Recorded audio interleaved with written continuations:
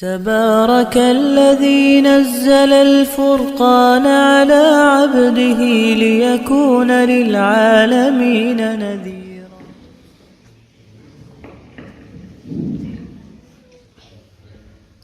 بسم الله الرحمن الرحيم نحمده ونصلي على رسوله الكريم أما بعد فأعوذ بالله من الشيطان الرجيم بسم الله الرحمن الرحيم كل نفس ذائقة الموت صدق الله العظيم.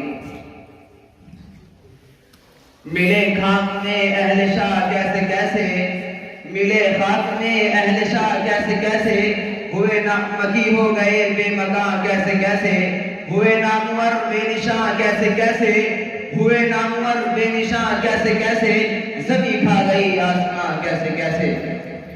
میرے عزیز دوستو، حاضرین انجمن اور میرے مشفق اساتذہ کرام، دنیا میں کسی بھی مذہب، کسی بھی فرقے سے تعلق رکھنے والا انسان ہو، مسلمان ہو، کافر ہو، عالم ہو، جاہل ہو، مرد ہو، عورت ہو، عرب ہو، عجم ہو، سب کا اس بات پر اتفاق ہے کہ موت آئے گی. یقیناً ایک روز قبر کا مہمان بننا ہوگا. جو اس دنیا میں آیا ایک دن قبر کی طرف جائے گا.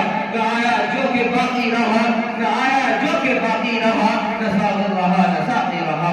کل نفس ذائقۃ الموت، ہر جاندار کو موت کا ذائقہ چکھنا ہے. یہ زمین اتنے ہی انسانوں کو کھا گئی لیکن آج تک اس نے ڈکاڑ نہیں لی. قرآن کہتا ہے اذا جاء اجلهم فلا يستأخرون ساعة ولا يستقدمون، کہ جب تمہارا وقت متعین آ جائے گا تو تمہیں ایک لمحے کی بھی مہلت نہیں ملے گی.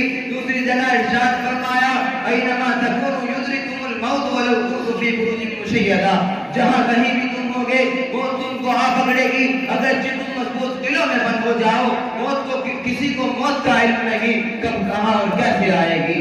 آگاہ اپنی موت سے کوئی بشر نہیں، آگاہ اپنی موت سے کوئی بشر نہیں. سامان 100 برس کا ہے بلکہ خبر نہیں.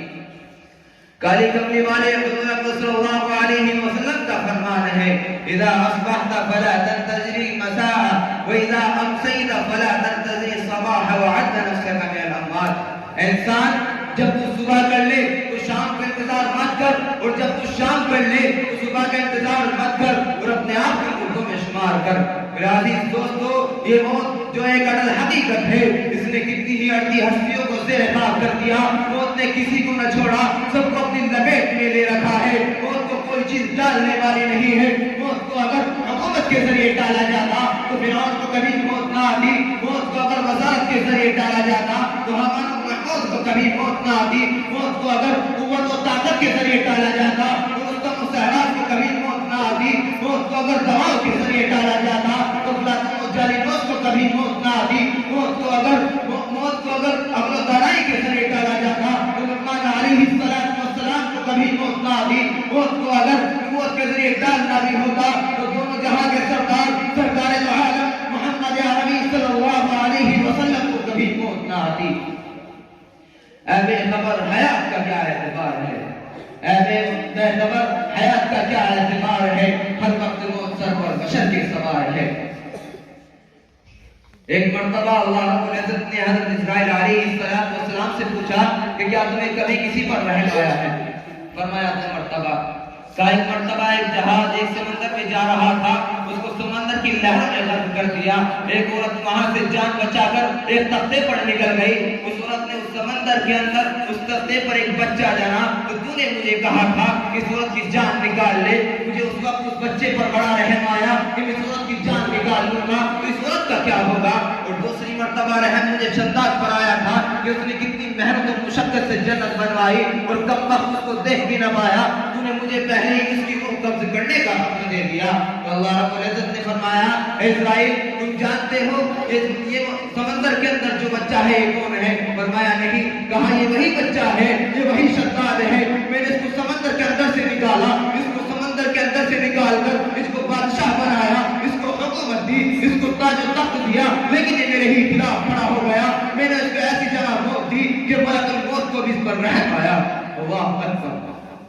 میرے عزیز دوستو، ہم اپنی بچپنے کو کھیل کود میں گزار دیتے ہیں، جوانی کو جنونیت میں گزار دیتے ہیں، پھر بڑھاپے میں اولاد کے ہاتھوں ستائے جاتے ہیں. کسی نے کیا خوب کہا ہے, تجھے پہلے بچپن میں برسوں کھلایا, جوانی میں پھر تجھ کو مجنون بنایا. تجھے پہلے بچپن میں برسوں کھلایا, جوانی میں پھر تجھ کو مجنون بنایا. بڑھاپے میں پھر آ کے کیا کیا ستایا, اجل تیرا کرتے کی بالکل صفایا. جگہ جی لگانے کی دنیا نہیں ہے, یہ عبرت کی جا ہے, تماشا نہیں ہے. میرا عزیز دوستو, ہمیں آخرت کی تیاری کرنے کی تو اللہ رب العزت ہم کو آخرت کی تیاری کرنے کی توفیق عطا فرمائے اور موت کے عذاب سے حفاظت فرمائے. وآخر دعوانا تبارك الذي نزل الفرقان على عبده ليكون للعالمين نذيرا.